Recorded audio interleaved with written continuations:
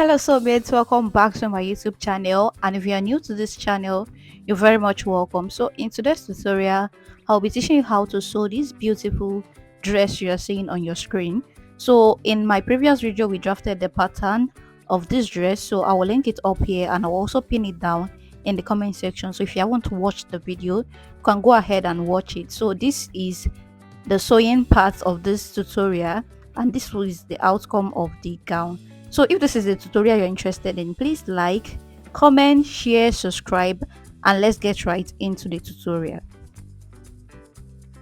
Welcome back guys. So for this tutorial you need two fabric. So in my own case, I'm using a crepe fabric of 1 yard and Ankara fabric of about 4.5 yards. As we go on in this video, I will tell you why I use 4.5 yards of Ankara, so just keep watching. So like I said, the pattern drafting of this video will be pinned in the comment section. So I went ahead to cut out my fabric. I added the necessary seam allowance. So I added 1 inch for the side joining, and for the other part I added ½ inch. For this zipper allowance, I did not add much sewing allowance there because I'm not turning this fabric. So it's a thick crepe, so I am not turning it. So this is the front. I've slashed and spread this. As you can see, I added ½ inch at the neckline area, at the shoulder area, and for the side I added 1 inch. For the space in between this is about just 1 inch. Don't make the space too much, so I just used 1 inch. Those spaces in between, so it's like 1 inch. So this is the front. So that's the center front over there. So I added ½ inch at the neckline, at the shoulder ½ inch, at the side 1 inch, and at this lower part ½ inch. And this is folded into two, so it is unfold. So the next thing I'll be showing you now is the front waist. So for this one I cut double of this. So for the front and for the upper part of the front and the back, I'm not adding any lining, so it's just a single fabric. I'll just be using a facing to turn that. So this is the lower part and this is for the front. I also cut out two, that is one for the lining and one for the main fabric, and I'm using the same fabric for the lining and the main fabric. So this is the back also. I also cut out two each, so the lining and the main fabric. So like I said in the cutting tutorial, we are using the front to cut the back. So what I just did was to add the zipper allowance at the side and every other part ½ inch and 1 inch by the side. So this is the front. I went ahead to use a facing. So for this facing, I'll flip it over for you to see. So the next thing I will be doing now is to make gathers at this underbust area. And for the back, this is what the back looks like. So I've cut out facing, and that's the facing. And I've also went ahead to make the darts on the back bodies. So these are the back bodies. So this is the back bodies. So this is the front. As you can see, the facing. So this is the facing I added to the front. So we'll go ahead now and just make gathers at that underbust area. So after I'm done making gathers at the underbust area for this back bodies, since I've made my darts, so I'll go ahead and turn it with this lower part. So like I said, I cut two each for both sides. That is one for the main fabric and one for the lining.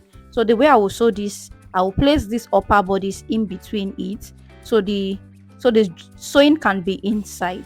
So I'll place the upper bodies in between, then I'll just go ahead and sew.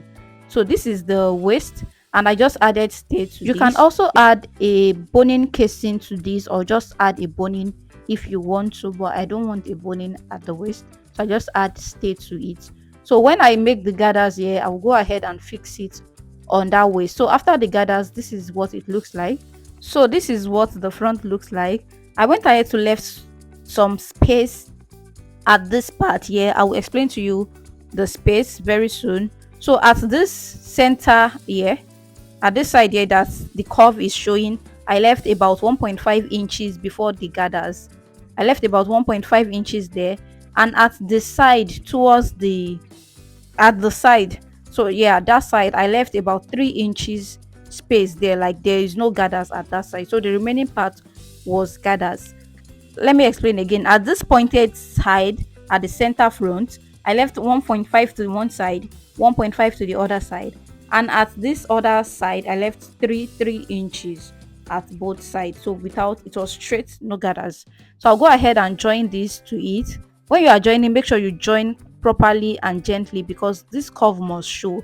So if you don't join it properly, this curve will disappear and your fabric might just look rough and it will not look fine. So you have to join it gently and calmly. So now after fixing the front, you go ahead and use this one to just turn it so that the joining can be inside.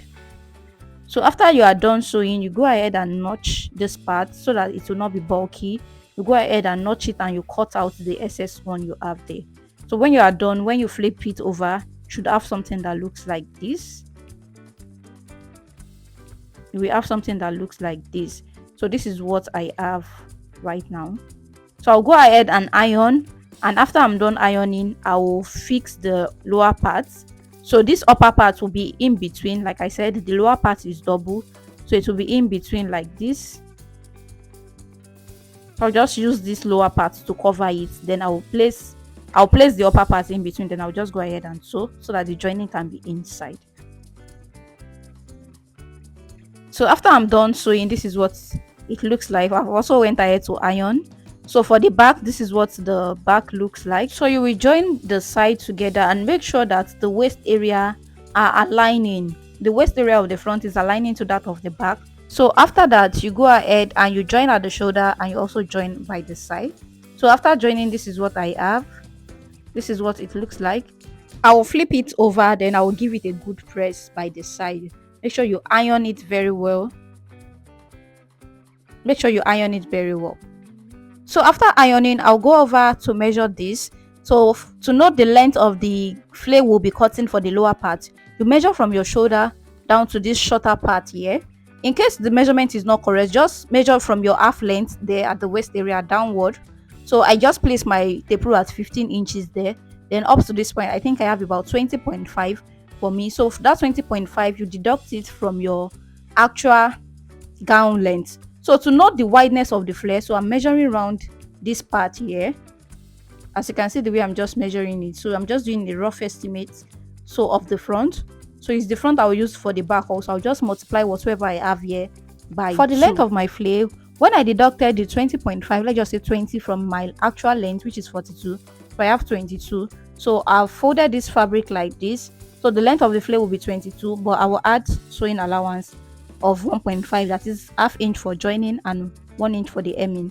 So for this flare right here, you must cut at least almost times 2.5 of what you measured as the round part of the blouse. You know, when I was measuring the front, that I said I will multiply by 2. So your measurement should be times 2.5 at least for this flare. So when you measure all your flare all around, it must be times 2.5. That is, let's assume for the front and back it is 40. So 40 times 2.5, that's about 100. So the waist of these gathers must be 100. So I went ahead to join it and I made just a little gathers here. As I said, I cut out a flare, then I make a gather. So why I use up to that amount of Ankara is because I'm cutting 2 flare and it's consumed my fabric. So after you are done with the gathers, the next thing you will do is to attach these gathers to the upper bodice. So you attach it all round from the back, from the center back to the other center back. So for you to know or to distribute these gathers equally, just notch the midpoint of this part.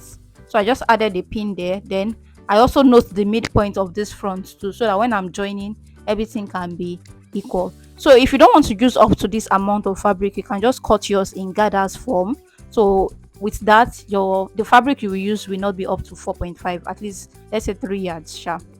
So now for the zipper part, at this Ankara here, I'm going downward by about 5 inches.